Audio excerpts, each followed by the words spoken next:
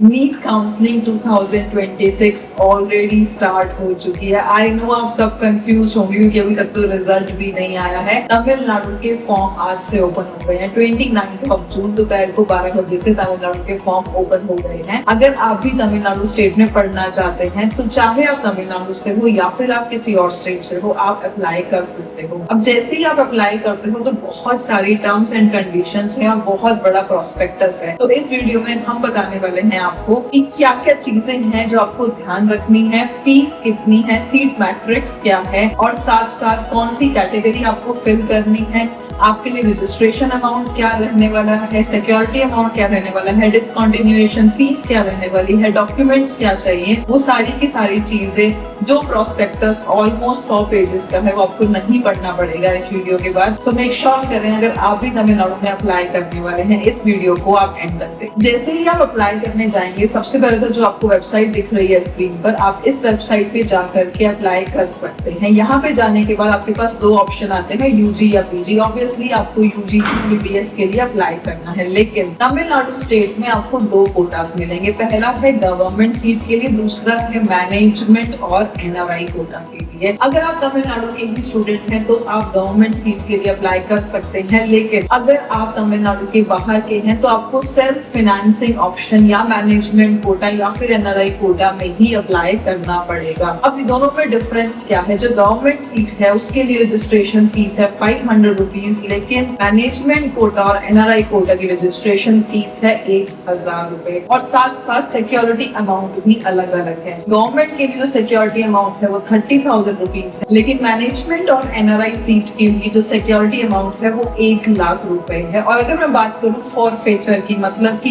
किस केस में आपका ये अमाउंट फॉरफिट हो सकता है, उसके लिए बहुत लंबा प्रोसेस है। राउंड 1 में they have given a free exit round और राउंड 2 में अगर आप टाइमली रेजिग्नेशन देते हैं तो आपका अमाउंट फॉरफिट नहीं होगा। और राउंड 3 में अगर आपको अलॉटमेंट हो गई और आपने अलॉटमेंट नहीं ली तो 100% आपका अमाउंट फॉरफिट होने वाला है। और साथ साथ अगर आपको कोई भी सीट राउंड 3 या फिर उसके बाद वाले राउंड में अलॉट हो रही है और आप वो सीट छोड़ रहे हो, आपका 1 लाख रुपए तो वेस्ट होगा ही होगा, साथ साथ आपको नेक्स्ट ईयर तमिलनाडु की काउंसलिंग में बैठने नहीं दिया जाएगा। ऐसी बहुत सारी चीजें होती हैं जो आप गलत कर सकते हैं। अब दूसरी मैं बात करना चाहूंगी कैटेगरी की कि आपको कौन सी कैटेगरी में अप्लाई करना।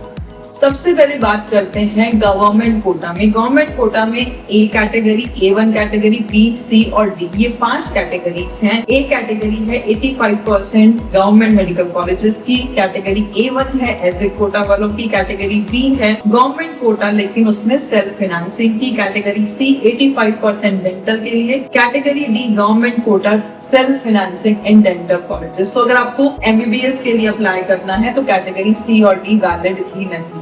ऐसे ही अगर आप मैनेजमेंट कोटा या एनआरआई कोटा में अप्लाई कर रहे हैं तो यहाँ पे कैटेगरी E, F, G और H आते हैं, जिसमें से कैटेगरी E जो है वो मैनेजमेंट कोटा सेल्फ फाइनेंसिंग, मतलब कि अगर आप तमिलनाडु के बाहर से हैं तो आपको कैटेगरी E चूज करना है। लेकिन अगर आप माइनॉरिटी है, जैसे कि वहाँ पे CMC वेल्लोर के लिए बहुत सारे बच्चे अप्लाई करते हैं, तो अगर आपको भी CMC वेल्लोर के लिए अप्लाई करना है, आप एक माइनॉरिटी स्टूडेंट है, आप एक क्रिश्चियन स्टूडेंट है और आप तमिलनाडु के बाहर से हैं, तो उस केस में आपको कैटेगरी F पे अप्लाई कर। सिमिलरली कैटेगरी G जो है वो एनआरआई कोटा के लिए और कैटेगरी H जो है वो अगेन माइनॉरिटी डेंटल के लिए है। स्टिल अगर आपको कुछ भी डाउट रहता है कि कौन सी माइनॉरिटी या कौन सी कैटेगरी किस में क्या कैसे फिल करना है, आप हमें कॉल कर सकते हैं, numbers given on the screen. अब बात आती है बहुत इंपॉर्टेंट चीज की, तमिलनाडु ने अपने कॉलेजेस की फीस अपडेट कर दी है। गवर्नमेंट के लिए तो इतना कुछ बड़े चेंजेस नहीं हुए हैं, लेकिन मैं यहाँ पे बात करना चाहूंगी स्पेसिफिक प्राइवेट कॉलेजेस के बारे में। अगर मैं प्राइवेट कॉलेजेस की फीस देखती हूँ तो लगभग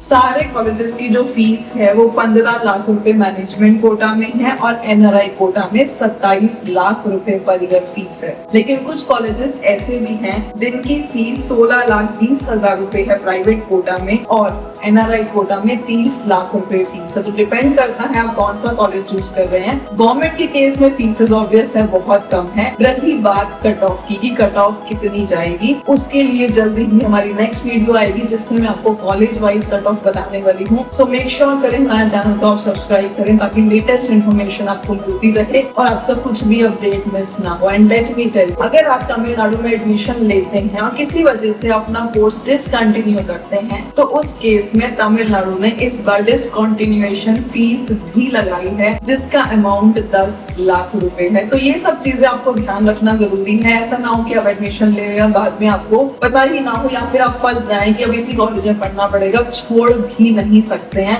क्योंकि छोड़ने पे भी आपकी जितनी फीस आपने दे रखी है वो भी जाएगी और 10 लाख रुपए डिसकंटिन्यूएशन फीस भी जाएगी। इसके अलावा अगर आपके कुछ भी डाउट्स हैं तो आप हमें कमेंट सेक्शन में पूछ सकते हैं। और अगर आप प्रोसेस करवाना चाहते हैं हमारे थ्रू, हम आपका एंड टू एंड प्रोसेस करते हैं, फॉर्म भरने से लेकर के आपकी रिपोर्टिंग तक हर एक चीज, डॉक्यूमेंटेशन भी। बहुत सारे डॉक्यूमेंट्स हैं जो आपको चाहिए हो, उसकी लिस्ट में आपको दे सकती हूँ। आप देख सकते हैं कि कौन से डॉक्यूमेंट्स आपको चाहिए। स्टिल अगर आप हमसे प्रोसेस करवाना चाहते हैं, end to end documentation, reporting सब कुछ हम करते हैं। तो देर किस बात की, जल्दी से हमें रीच आउट कीजिए। आपका एंड टू एंड प्रोसेस हम बहुत स्मूथली आपको कर देंगे।